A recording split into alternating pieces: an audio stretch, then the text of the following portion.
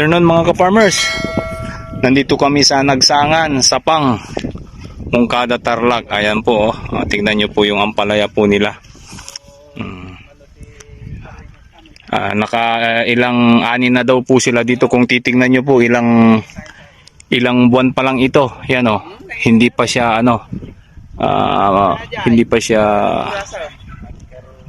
hindi pa siya nagsalubong.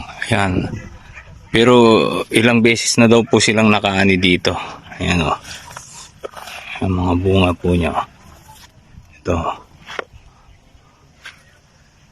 Ang hahaba po. Kung titingnan nyo po yung dahon niya, wala kang makikitang kainsi-insekto po. Napakalinis po.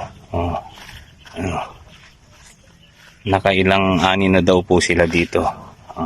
Tingnan nyo po, kung titingnan nyo po, ayan hindi pa po siya nagsasalubong. Pero marami na po siyang bunga. Yan po. Kasi si Growers Beet Foliar Fertilizer po, pabibilisin niya pong pagbungahin ang ating mga pananim. Yan po, tingnan nyo po ang lulusog. Napakalinis po ng kanyang bunga. Ito po.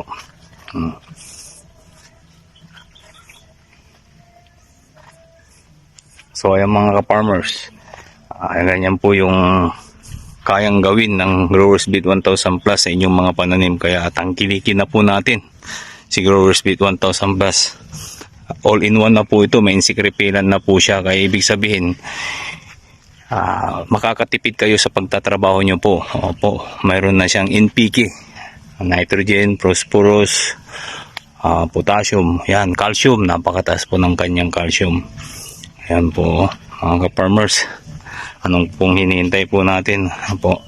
Ayan, gamitin na natin si Growers Beet 1000 Plus. Ayan po, nandun po sa ating YouTube channel. Panoorin nyo po dito po sa Mungkada yung mga vlog po natin doon sa may Lucban, Quezon. Mga ampalayan po nila doon.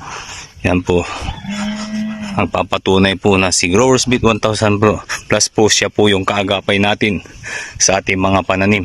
Opo, na hindi na po tayo kakain ng may chemical, kasi ang ating foliar fertilizer po ay all natural po. Yan po, tingnan nyo po. Ang sarap maggulay. Yan laki. Yan Ayan po mga ka-farmers. Maraming salamat po. To God be the glory po. God bless us all po. God bless the farmers of this land.